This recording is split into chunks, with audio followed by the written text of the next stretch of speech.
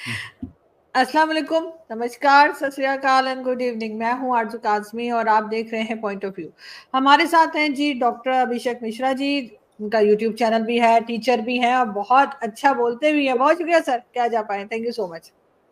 Thank you आरजू जी। अच्छा, तो आपसे कम ही बोलते हैं क्योंकि आपका बोलना तो हम कब से सुन रहे हैं और इंटरटेन हुए हैं और सीखे भी हैं, तो थोड़ा तो फर्क पड़ता ही है। और अगर नहीं अरे बोलेंगे नहीं तो नहीं, फिर हमारी रोजी रोटी पे क्वेश्चन आ जाएगा। अरे नहीं, ऐसा नहीं है। हमें तो खैर इतना बोलना आता भी नहीं है अच्छा जितना कि आप बोलते हैं। लेकिन सर एक चीज जो आपने न्यूज एक देखी कि फलस्तीन के लिए जो है वो इंडिया ने डोनेशन दी है, ठीक है, फलस्तीन को सपोर्ट के लिए। कुछ समझ नहीं पा रहे पाकिस्तानी कि एक तरफ इसराइल का साथ दिया जा रहा है, दूसरी तरफ फलस्तीन को भी हेल्प की जा रही है। तो ये क्या मामला है? मानवता का मामला है। हम अगर भाई एक बात बताइए, आप अपने बड़े बेटे को यदि एक साइकिल दिलाती है, इसका ये मतलब थोड़ा कि छोटे बेटे से नफरत करता है। आदमी ट्रांजैक्शन के हिसाब से, जरूरतमंदों के हिसाब से वो मदद करता है। हमारी पॉलिसी क्लियर है फ्रॉम द डे वन कि 2 स्टेट सोल्यूशन होना चाहिए। यहूदियों को भी वहां जगह मिलनी चाहिए और जो वहां के मुसलमान हैं, पैलेस्टीनियन कह लें या अरबी जो भी है, उनको भी वहां जगह मिलना चाहिए। दोनों एक साथ मिलकर के रहे आपस में। एक ही फिलॉसफी के लोग हैं, एक ही आइडियोलॉजी के लोग हैं। और देखिए, भारत को समझना, आप खुद समझिए, आप इसी भारत की बेटी है। ये इंडिया ने नहीं किया। अगर शायद इंडिया होता तो ये नहीं कर पाता, ये भारत ने किया है। भारतीय होने का क्या मतलब है? अगर मैं कहता हूं कि मैं भारतीय हूं, तो क्या मुझे भारतीय बनाता है Arzoo ji? What makes me a Indian, what makes me a भारतीय? तो वो बनाता है कि हम सारी दुनिया को अपना परिवार मानते हैं, हम सबके सुख की कामना करते हैं, हम सबके भले की कामना करते हैं। हम किसी का कल्चर या किसी का मजहब नहीं मिटाना चाहते। हम चाहते हैं सब अपने अपने अकीदे पे, अपने अपने विश्वास पे, अपने अपने ईष्ट के का वो वंदन करते रहें और उनको ईश्वर सफलता दे, उनको ईश्वर खुशियां दे। This is what India. Palestine का हम शुरू से मदद करते आ रहे हैं, आगे भी करेंगे। हमने अगर ये कहा है, हम टेररिज्म के अगेंस्ट में हैं। 7 अक्टूबर को जो हुआ वो एक विभत्स आतंकवादी घटना थी और जो भी आज इजराइल और हमास में हो रहा है वो बिना 7 अक्टूबर के बात नहीं की जा सकती। इसलिए हम 7 अक्टूबर को भी कंडेम करते हैं। उसी तरीके से हम पैलेस्टाइन के लोगों तक यदि कोई भी ह्यूमैनिटेरियन क्राइसिस की एड नहीं पहुंच पा रही है तो हम उसको भी कंडेम करते हैं और हम पैलेस्टाइन को बिल्कुल एड देंगे। इसमें किसी को कोई संशय नहीं होना चाहिए। और आप ही ने मुझे न्यूज दी है कि यूएसडी 2.25 लाख, यानी कि 25 lakh US dollar, which comes to be 2500,000 US dollar.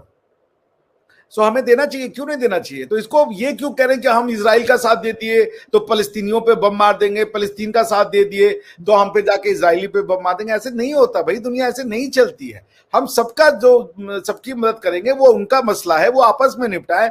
हमारे लिए दोनों एक समान है, बात खत्म हो गई।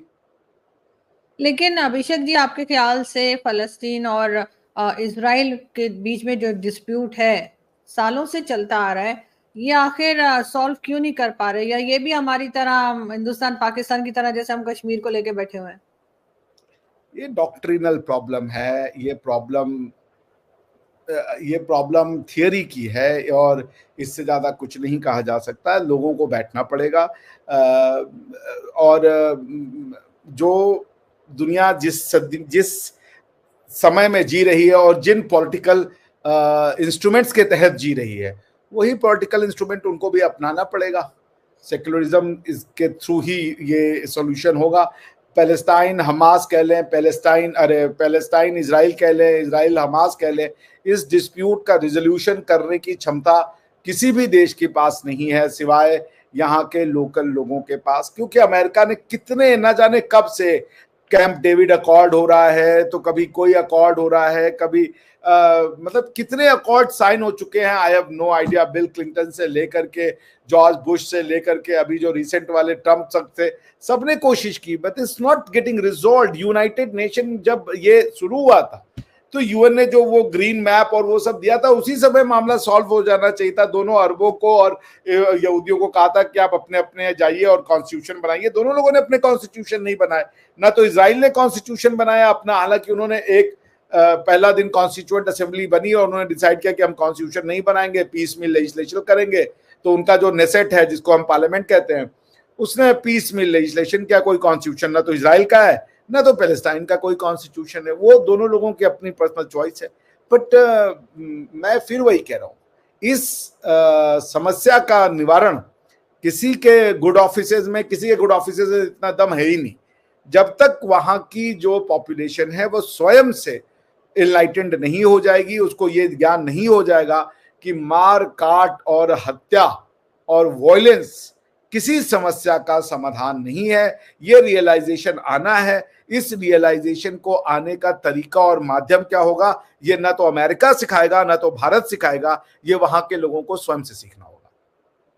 बिल्कुल ऐसा ही है। लेकिन सर हर एक का एक मतलब हर कंट्री या हर लोग, ज्यादातर लोग ये सोचते हैं कि अगर कहीं किसी कंट्री में कोई इश्यू है, कोई प्रॉब्लम है, तो अमेरिका सॉल्व कर सकता है। अमेरिका जो है उसको सुपर पावर माना जाता है और लगता है कि अमेरिका सॉल्व कर देगा। लेकिन अभी रिसेंटली जो कुछ हुआ अमेरिका में, डोनाल्ड ट्रंप जो है उनके ऊपर भी फायरिंग की गई और ये सब, तो अमेरिका तो खुद उलझा हुआ दिखाई दे रहा है। आपको लगता है कि ये जो फायरिंग हुई और ट्रंप साहब जो जख्मी हुए हैं, उससे अमेरिका के इलेक्शंस में रिजल्ट्स जो हैं वो कुछ बदलते हुए दिखाई दे रहे हैं? पहली बात कि जिसने भी ये कहा कि अमेरिका ने प्रॉब्लम सॉल्व किए हैं, फॉर गॉड्स सेक, अमेरिका और वेस्ट आज की दुनिया के कम से कम 80% समस्याओं का कारण है। भारत और पाकिस्तान के बीच का विभाजन, कश्मीर का मुद्दा, ये क्या हमारा आपका क्रिएटेड है? ये उनका क्रिएटेड है। जो जिन्होंने टू नेशन थ्योरी को फरोग दिया, यहाँ के लोगों को कहा तुम अलग हो, ये हो वो, अपनी शापत करते चले गए। पहले उन्होंने एक सेपरेट इलेक्टोरेट शुरू किया, सेपरेट मतलब किसी चीज को हवा देते चले गए। वो मैं और ज्यादा एनालिसिस के में नहीं जाना चाहता। पॉइंट ये है कि आप जो है, जैसे कल मैं ना एक औरिया मकबूल जान साहब हैं आपके, मैं उनको सुनाता, उन्होंने कहा टू नेशन थ्योरी तो भाई दुनिया जो है वो ऐसे चलती है, गैर मुस्लिम और मुस्लिम के हिसाब से, वो उसको टू नेशन थ्योरी मानते हैं। वही बात आप समझिए। इसको यहाँ के लोगों ने, अंग्रेजों ने बहुत ज्यादा हवा दी हमारे ही लोगों को, क्योंकि मैं मानता हूं आरजू जी आप मेरी हैं, बिल्कुल कोई इसमें लाग लपेट नहीं है। हम एक परिवार के बच्चे हैं। हम आपकी रग में वही खून बह रहा है जो हमारी रगों में खून बह रहा है। We are not different. हमारे गॉड अलग अलग हो सकते हैं, आपका गॉड है, मेरा तो है भी नहीं, तो ये अलग अलग हमारे आपके मन से है, ठीक है ना। तो अमेरिका ने कौन सी प्रॉब्लम सॉल्व की है? वेस्ट ने कौन सी प्रॉब्लम सॉल्व कर दी? वियतनाम में किसने? आज चाइना से लड़ने पड़े हैं, क्वाड बना रहे हैं, इंडिया की हेल्प चाहिए, और चाइना को बनाया किसने? वो इन्होंने बनाया। हेनरी किसिंजर पहुंच गए थे कि भाई चाइना को कब तक अलग रखोगे, फिर उसको इतना बिजनेस दिया, इतना बिजनेस दिया कि वो दुनिया का मैन्युफैक्चरिंग हब बन गया, दुनिया की फैक्ट्री बन गई, इतना पैसा कमा लिया कि आप खुद ही डर गए कि यार ये क्या कर दिया, अब इसको कम करो। पहले आप फ्रैंकस्टीन मॉन्स्टर तैयार करो और सारी दुनिया जाके आपकी गंदगी को साफ करे। अफगानिस्तान देख लेना, रशिया आया था, आपको आने की क्या जरूरत थी? आप आ गए, आपने डॉलर ले आए, फिर सऊदिया से कहा पेट्रो डॉलर दो। पाकिस्तान जैसे परम ज्ञानी लोग हैं ये समाज में, उन्होंने कहा ठीक है डॉलर दो, हम तुम्हें आदमी दे रहे हैं, तुम मुझे, जैसे एक नेताजी सुभाष चंद्र बोस का एक हमारे यहाँ बहुत फेमस वो है टैगलाइन है, तुम मुझे खून दो मैं तुम्हें आजादी दूंगा, नेताजी ने कहा था। तो आप क्या पे था, आप मुझे पेट्रो डॉलर दो मैं तुम्हें आजादी दूंगा। आप समझ रहे हैं? सो पॉइंट ये है कि आप, अमेरिका ने हर जगह पे, Vietnam, Afghanistan, Korea, south Korea, north Korea जो है दुनिया भर का सरदर्द बना है, उनके लिए सरदर्द बना है। नॉर्थ कोरिया न्यूक्लियर वेपन लेके बैठा हुआ है। So America has never been West has never been a solver of a problem. West is the very reason for majority of the problem. I'm not saying all the problem, but majority of the problem that the international community witnesses today is because of the Western philosophy. Now आते हैं America के election पे। सबसे पहली बात देखिए, ये brownie point score करने का टाइम नहीं है, ये किसी के यहां भी हो सकता है, और ये ना हो तो अच्छा है कि इलेक्शन के कंटेस्टेंट के ऊपर गोली चला देना, हत्या का प्रयास करना, ये कतई भी बर्दाश्त के लायक नहीं है। इसका मजाक भी नहीं उड़ाना चाहिए कि देखो हमारा ऐसा है उनका ऐसा, नहीं, ये कहीं भी हो सकता है। इसकी सबसे बड़ी एग्जांपल मैं आपको देता हूं आरजू जी, शिंजो आबे साहब थे जापान के। जापान बहुत शांति प्रिय देश है, वहां के एक सिरफिरे ने शिंजो आबे साहब की जाकर के हत्या कर दी थी, और वो गन भी उसने मेक शिफ्ट बनाई थी, कोई परमानेंट गन भी नहीं थी, उसने कुछ जुगाड़ जुगुड़ कर करके और वो गन बना ली थी और उसने जाकर के शिंजो आबे साहब का हत्या कर दिया। तो first of all my condolences, मतलब मैं अपना दुख व्यक्त करता हूँ, हालांकि बच गए, क्या नाम है जो वो हैं आपके, डोनाल्ड ट्रंप। हाँ वो बच गए, उनके चक्कर में 2-3 और भले चले गए, लेकिन वो बच गए, कान यूं यूं करके आ गए वो भाई, जिसे कहते हैं वाकई में आदमी कान झाड़ के खड़ा हो गया कि एकदम से। और ये देखिए जो लेफ्ट लिबरल है ना तो ये लेफ्ट है ना तो साला लिबरल है, ये बेसिकली एक्सट्रीमिस्ट हैं ये लोग।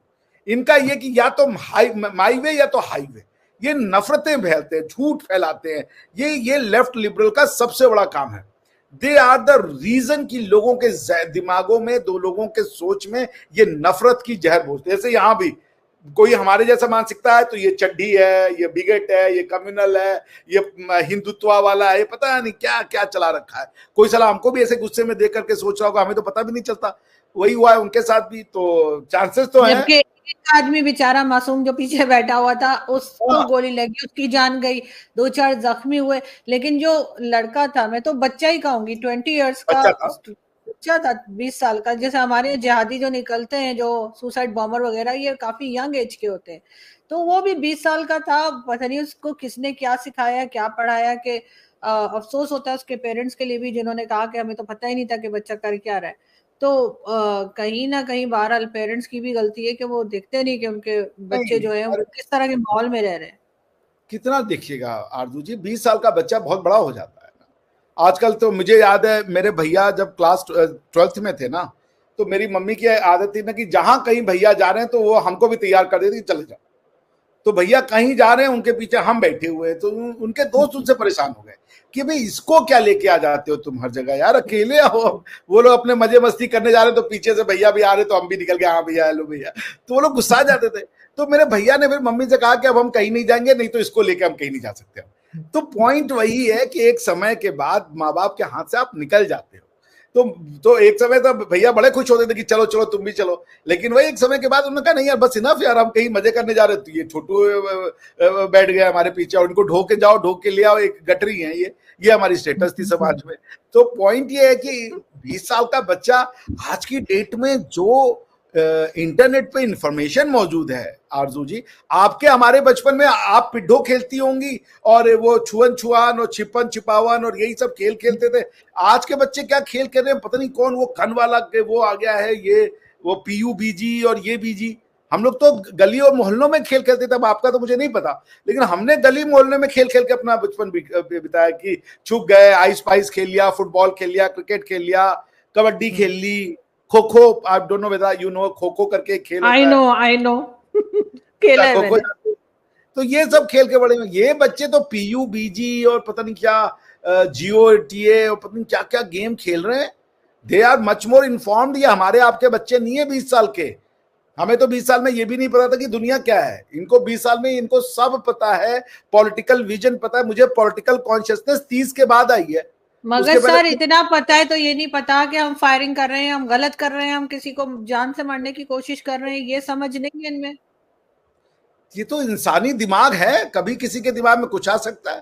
भाई एक लड़का है, वो एक लड़की को प्रपोज करता है, फूल देख के दूसरा कहता है एसिड मार देंगे तुम्हारे ऊपर। भाई ये किसी की अपनी श्रद्धा हो जाती है, अब क्या कर लीजिएगा, इंसानों के दिमाग पे तो आपका कोई कब्जा ही नहीं है। तो वो सर आपको लगता है कि ये जो हादसा हुआ या ये जो इंसिडेंट हुआ, इससे ट्रम्प साहब के पॉइंट्स बढ़ गए? बहरहाल ट्रम्प वैसे भी आ रहे थे, आपने डिबेट्स नहीं फॉलो किए। वो जो क्या नाम है अपने बाइडेन साहब है, क्या बोलते हो समझ ही नहीं आ रहा है। कहते ladies and gentleman, I am presenting you a man who has a courage as much as he has determination, mister Putin. वो जेलेंस्की खड़ा है, कह रहा है यार मैं जेलेंस्की हूँ यार, कह मिस्टर पुतिन। यार वो उसके बाद एक कोई स्पीच था, उसमें बोला I want to say that in the world, तो वो बोला, ट्रम्प बोला क्या बोल गया मुझे समझ ही नहीं आया यार, मुझे इसका मतलब बताओ। तो इटली में 1976 के आसपास एक गाना आया था, आप उसको सर्च कीजिएगा, जिब्रिश। मतलब ना जो इटालियन लोग थे वो बेसिकली जब अंग्रेजी गाना सुनते तो उनको समझ में नहीं आता था। वो एल्विस प्रिस्ले और ये उसके जो टोन होते, लिरिक्स होते थे, समझ ही नहीं आता था। तो एक इटालियन ने बड़ा अच्छा गाना बनाया, वो खाली ना वो बस अमेरिकन की तरह ए यू करते रहता, कोई उसमें एक शब्द नहीं है, एंड ही हैज संग a very good gibberish. Gibberish का मतलब होता है something which doesn't make sense, a sound which doesn't make sense, a sound which is not a word. जैसे ये जो हम बोल रहे हैं ये तो साउंड है, मगर it's coming in the form of a comprehensible word, लेकिन अगर आप सिर्फ करते रहे तो ये तो साउंड तो है पर कोई वर्ड नहीं है, वर्ड नहीं है, you can't make sense of it। तो उसने वो बड़ा अच्छा गाना गाया। तो सेम चीज है, बाइडेन हैड नो चांस। ये this will strengthen the cause of क्या नाम है ट्रम्प साहब, लेकिन मुझे लगता था बाइडेन साहब का चांस था भी नहीं, पहले भी नहीं, बिकॉज बाइडेन साहब क्या बोल भाई, बहुत सो जा रहे थे वो। मेलोनी से मिलने गए थे, उधर मिलते मिलते उधर कहीं चले गए, तो लोग पकड़ के लाए, इधर आइए इधर आइए इधर आइए, आप कहाँ जा रहे हैं।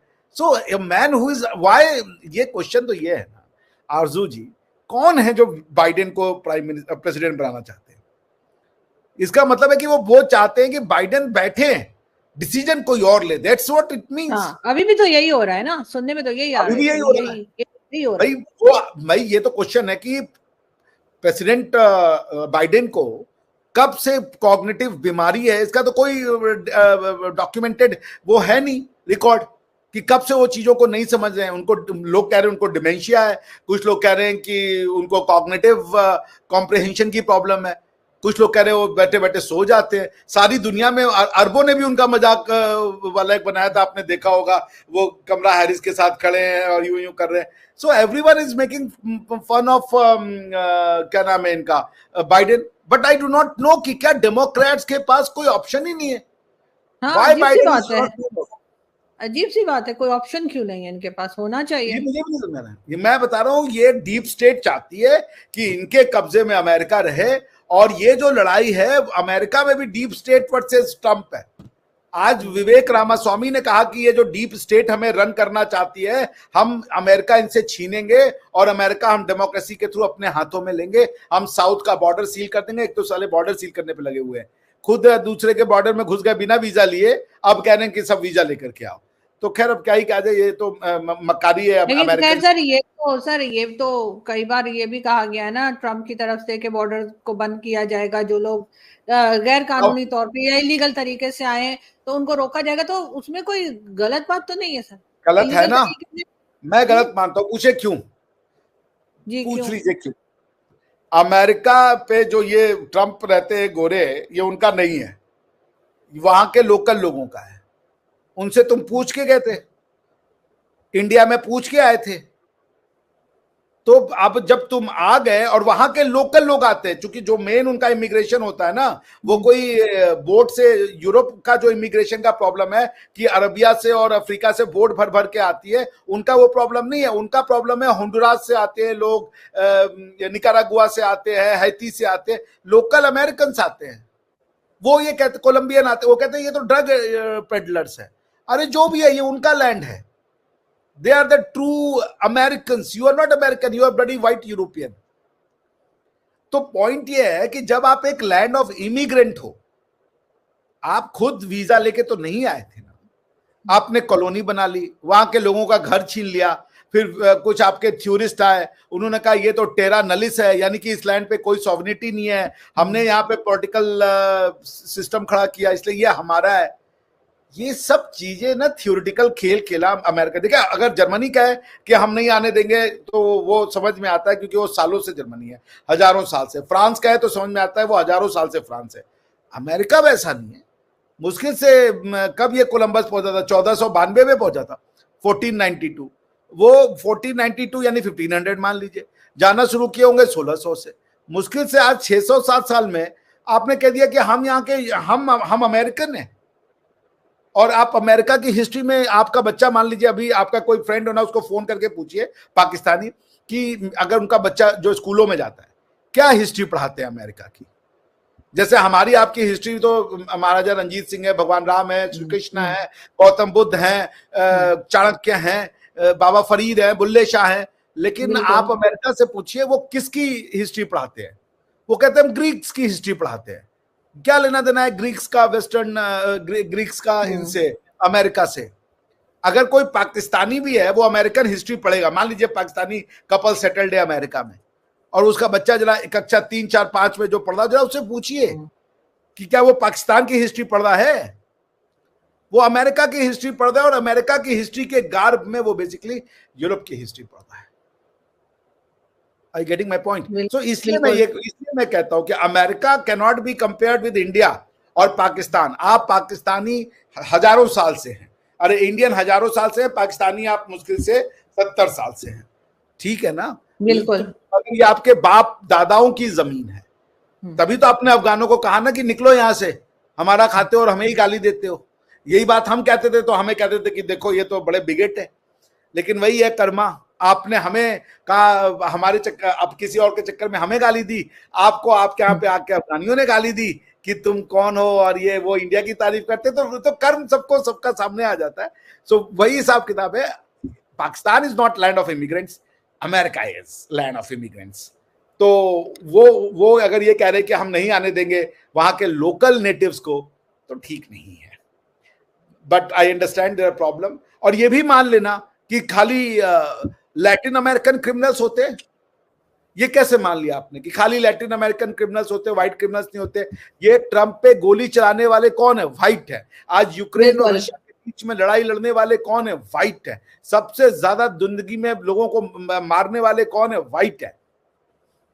तो ये मान लेना कि हम सिविलाइज्ड हैं और बाकी सब जो है अनसिविलाइज्ड अनकूथ क्रिमिनल्स हैं, क्योंकि आपकी जेलों में सो कॉल्ड ज्यादा कलर्ड भरे हुए हैं या ज्यादा ब्लैक भरे हुए हैं, तो आप कह दो कि भाई इससे पता चलता है कि वो क्रिमिनल है। तो आप जरा अपनी हिस्ट्री देखो, जो आपने कॉलोनियलिज्म के नाम पे किया है, लोगों को मारा है, लोगों की बेटियों की इज्जत लूटी है। ये जो अपना जलियांवाला बाग है, इतने लोगों को मार दिया। बिल्कुल, तो आपका भी कल्चर रहा है। हाँ बिल्कुल, यकीनन इस चीज को देखना चाहिए। और हम बिल्कुल अमेरिका के जो इलेक्शंस हैं उस पर भी नजर रखेंगे सर, और आपसे दोबारा कांटेक्ट करेंगे, अब देखेंगे क्या नया मोड़ आता है उस पर। बहुत शुक्रिया कि आज आपने ज्वाइन किया। Thank you.